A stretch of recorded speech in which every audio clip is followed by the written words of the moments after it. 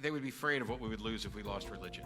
And I basically said, demonstrate to me any benefit. Oh, you'd lose art and poetry and drama and narrative and story. Are there no godless artists and poets? Well, there are artists and poets who think they're godless. Oh, dang. Huh?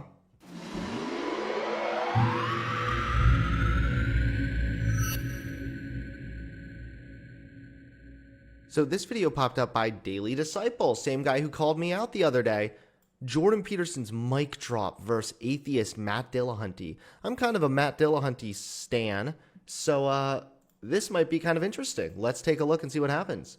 Jordan Peterson has no doubt become one of the most influential figures in our culture today. Do you believe in God? I don't think that's anybody's business. I think it's the most private question you could ask someone, but then I would say also, what's the right response to that? By their fruits you will know them. As a Christian, I think it's really, really exciting to see God drawing Jordan Peterson closer and closer to himself. In today's video, I'm going to share with you 3 mic drop moments that he had in an impromptu debate versus prominent atheist Matt Dillahunty. Before we jump in, be sure to subscribe to this channel because I'm putting out new videos all the time. No. Now, on to the video. But I'm trying to, for years I had this thing going where people would say, oh, and this is kind of what we're getting at from a different angle. I would say they would be afraid of what we would lose if we lost religion. And I basically said, demonstrate to me any benefit. Oh, you'd lose art and poetry and drama and narrative and story. Are there no godless artists and poets? Well, there are artists and poets who think they're godless. Oh, dang. Huh?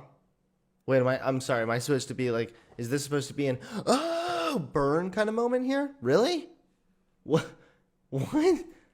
They think they're godless. So this is just the, basically just presuppositionalism right here. This is just you're presupposing God. So therefore, for you to say that like, well, I don't believe in God and I'm making art. Well, you think that because actually God is still real and he's still doing the art through you, even if you don't believe it, okay? It's like it's presuppositionalism. There is no way to reason yourself out of it because truthfully, I don't know if you've ever reasoned yourself into that kind of a position.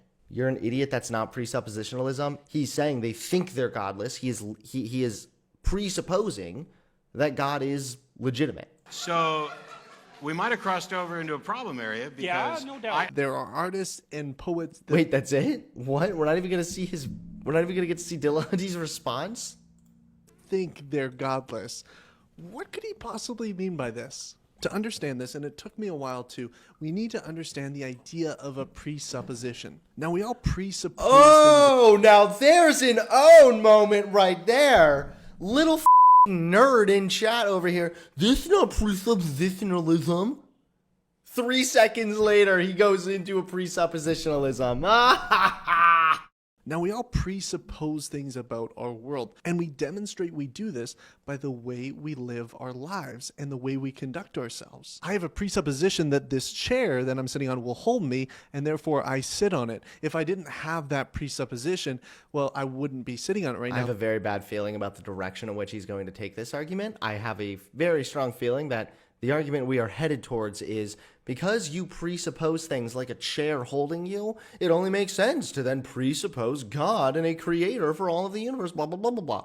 The difference being, of course, that we presuppose a chair is going to hold us because in our past experience, we understand that chairs on average hold us. There hasn't been anything to demonstrate that God is actually trustworthy or that God is necessarily even there, or if he is, that he's the God of the Bible, or if he's there, that he's benevolent, or anything like this. None of this has been demonstrated. Now, an aspect of what Jordan Peterson is saying here, and it can even go deeper than this, but this is just layer one, is that artists, storytellers, poets, they all make a presupposition about the world. The beauty exists, like real objective beauty. Think about it, an atheist has He's actually saying there's such a thing as objective beauty?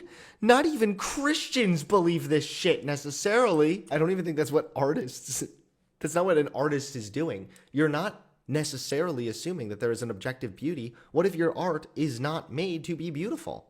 What if your art is designed to be something scary?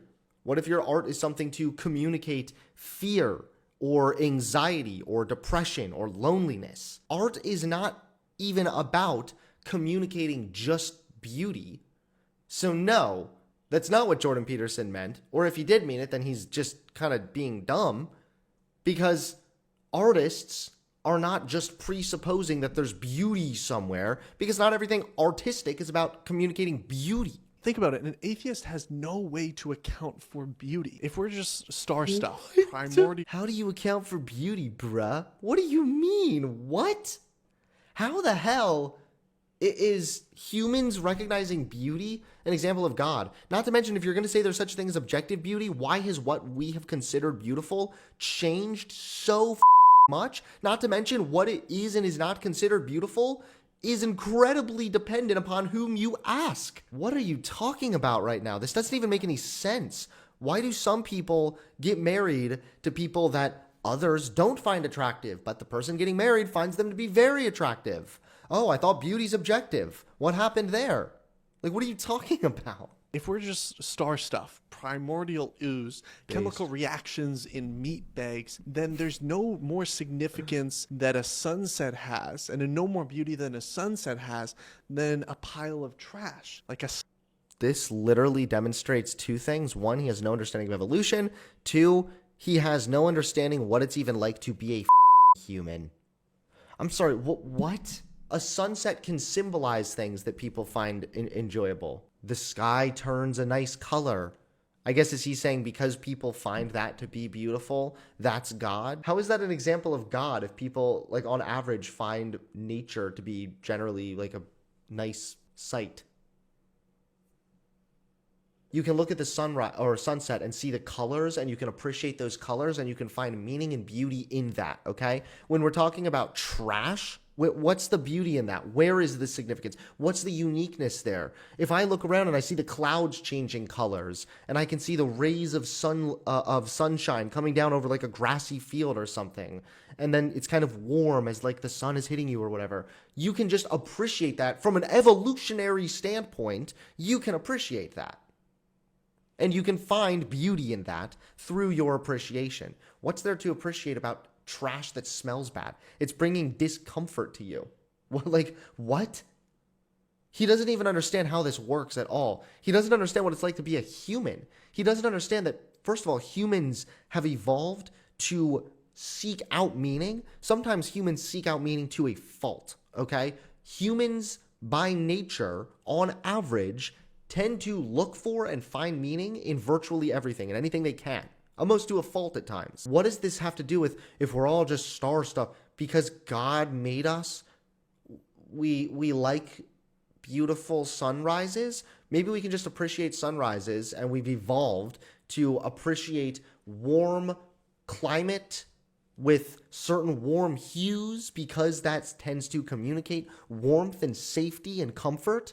And then trash, we probably evolved to avoid that because it smells bad. So we know that that could be disease, that could be something that can get you sick, or just generally bring discomfort. Like, I can break it down for you like that, okay? I can break it down to the foundational basic level if I need to. But again, for you to act like this is because God, bruh, you're just kidding yourself right now. We know there is intrinsic beauty to a sunset or a stream rather than like a rotting corpse. Even further.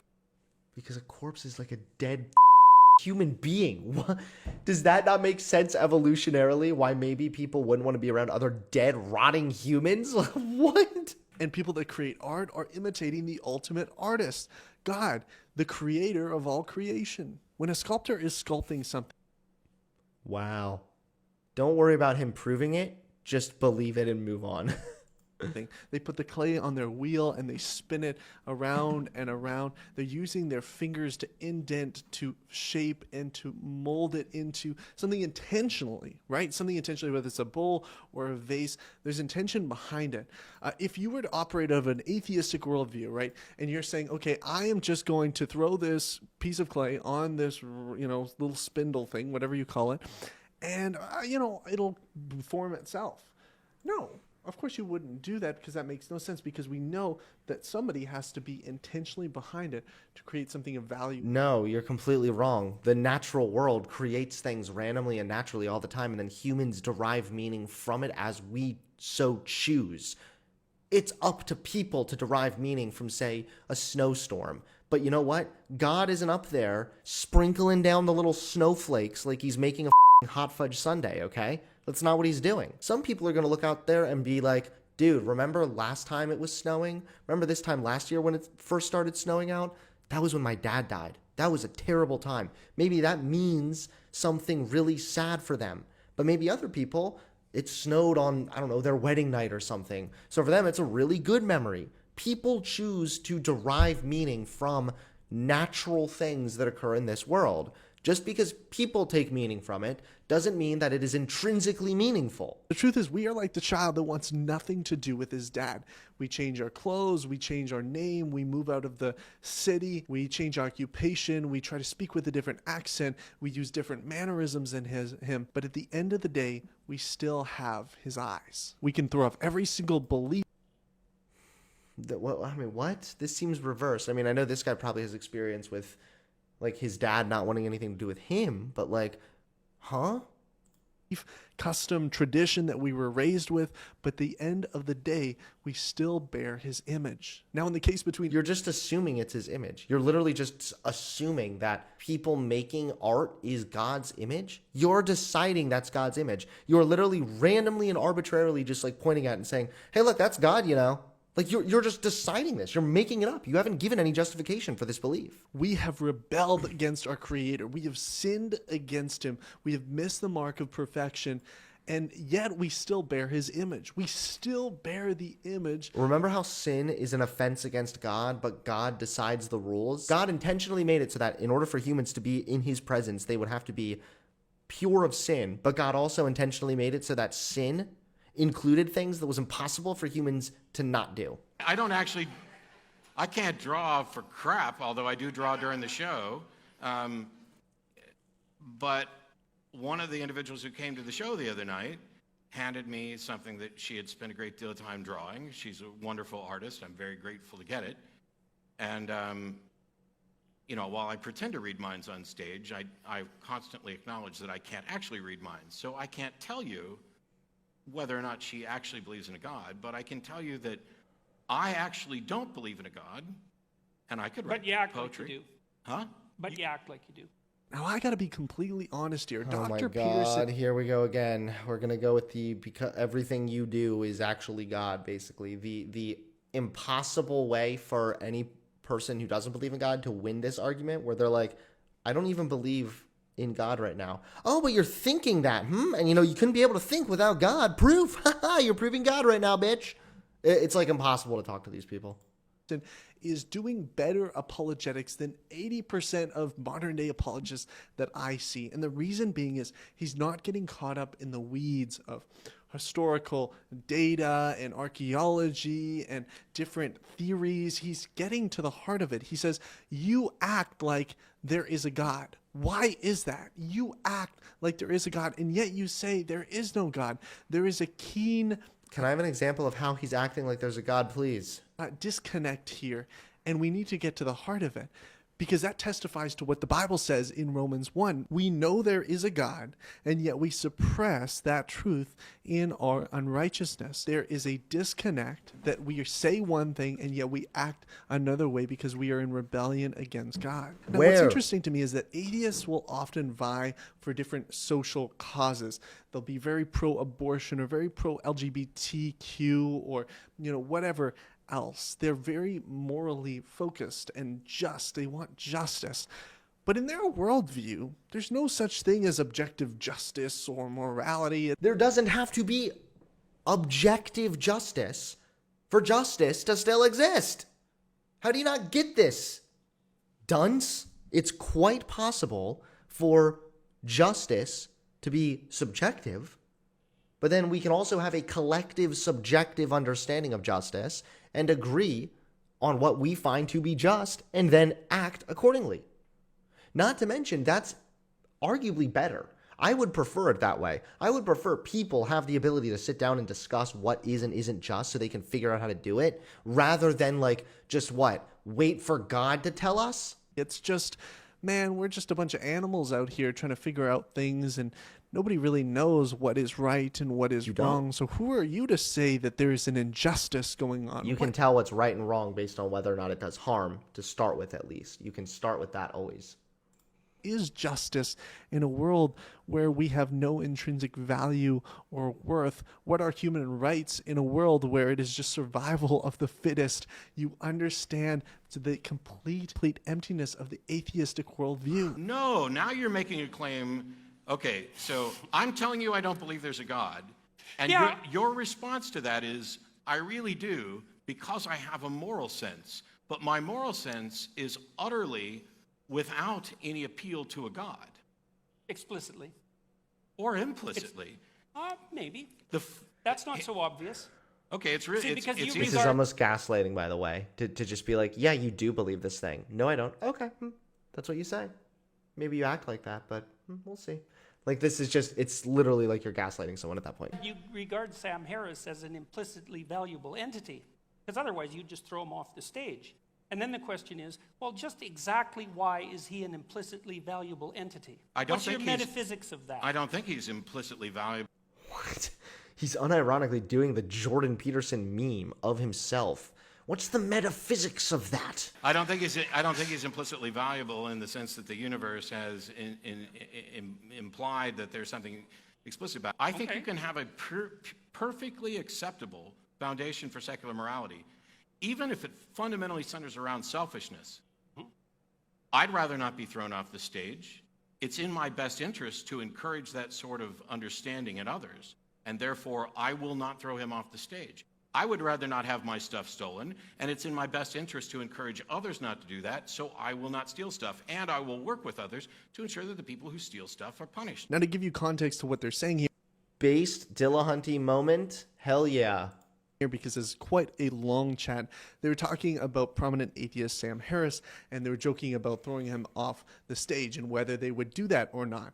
And Matt says, you know, he wouldn't do that. And Dr. Peterson, he's saying, okay, why wouldn't you do that, right? Why wouldn't you do that? If we're just all... Because it's in our best interest. What do you not understand of this? Here we go again, before you go in your same exact repeat of, if we're all just primordial ooze.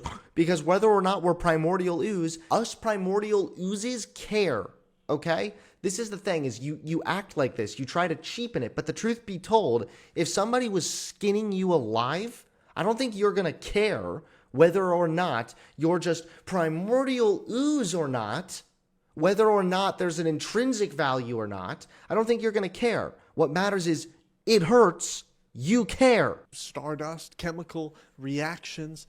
If there is no true objective morality, then what's to say that it wouldn't be convenient for you to do whatever you want with anyone in... Because when you do whatever you want with however you want, you encourage that kind of behavior. And then on top of that, you risk consequences for that kind of behavior within society. This is very, very unusual. In my conversations with atheists, they will ultimately succumb to the idea that say, oh, okay, you know what? I do believe that people are valuable, but I just don't know why. Or there is intrinsic worth and dignity, but I just don't know why. I don't have a foundation for it quite. And they will take from the Christian worldview. But Matt here, he goes a different direction. He says, you know what? I don't think Sam Harris is implicitly valuable. I don't think he has intrinsic worth. Sure, nor do they need to be. You don't need to think that a person has intrinsic value to believe that someone is still valuable and has value to you, and that it's in their best interest and your best interest to treat them accordingly. No, it's just because I am selfish and I don't want to be thrown off a stage, so therefore I will not throw someone else off the stage. And obviously here there are great gaps to this morality too, because it begs the question to say, okay, well, hey, you want to encourage this type of behavior, but what about behaviors that go unknown? You know, obviously this is something, you know, quite obvious and out in the open, so you would... Like what? What goes unknown? Let's hear about this. Want somebody to pay it back towards you. But stealing something, what if nobody knows? Okay, well... if nobody knows and you keep on doing it, then you run the risk of literally harming that business. You run the risk of contributing overall to inflation and negatives in the economy, which can contribute to more poverty, which can contribute to more crime, which can negatively impact your life at the end of the day. Now, sure, maybe just you yourself stealing a candy bar here and there can go unnoticed and isn't that big of a deal. But if you continue that behavior, and that kind of behavior is encouraged, then it will absolutely lead to a net harm for society. What's the harm in that? It affects you in no particular way. It's not like somebody's going to know that you stole it and therefore they'll steal back from you. You can get away with it. So why not? There's huge gaps to his morality, but he's being consistent here. He's saying there is no objective morality. There is no objective meaning or truth or value within a person. And this is a dangerous worldview. This is a dangerous worldview. He's being consistent. I'm sorry. I think a better worldview is certainly that whether or not people have intrinsic value is kind of irrelevant. What matters is whether or not people have value in general and value to me, and if valuing people is in my best interest as well. I think that's far more powerful and safer to have a deep understanding as to why you value people, and a lot less dangerous than, say, if it weren't for my belief in God, I would basically be a murdering machine right now. It's literally just because God gave me a conscience, I guess, that keeps me from acting like a animal. But it's scary that he's being consistent because of the places that this kind of worldview lands. It is a worldview removed of human dignity and worth and we have some moving piano. Now we're really getting good. meaning. It leads you into a place of hopelessness. And I hope if you're watching this, if you've taken this atheistic mentality on and you're trying to be consistent with it, I would encourage you to rid yourself of it because it's empty. There's nothing there for you. You know that's not true. You know that we have meaning. You know that we have worth. We will all be accountable before God for our sin. I know it, dude. I feel it, bro. We all have a conscience. We know when we've done wrong. This testifies to the fact that I'm sure us having a conscience and empathy has nothing to do at all with evolution.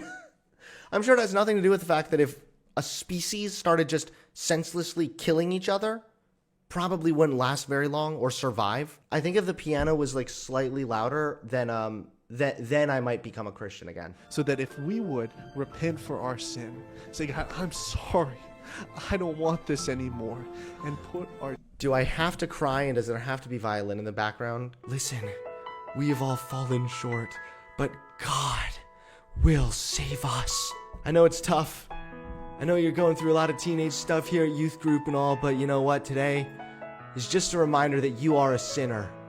If you're an atheist watching this right now, you have no excuse. If you've been on the edge, if you've been dabbling with Christianity, this is the time. Submit yourself to the Lord. Put your trust in Him. And if you're submit to your daddy. And if you're a Christian watching this right now, you have no excuse. You know what to do. You know how to get out there. Your atheist friends, family, the skeptics out there. Approach them with truth and love. Thank you for watching this video. Approach them and harass them with the gospel. Get a restraining order for Christ.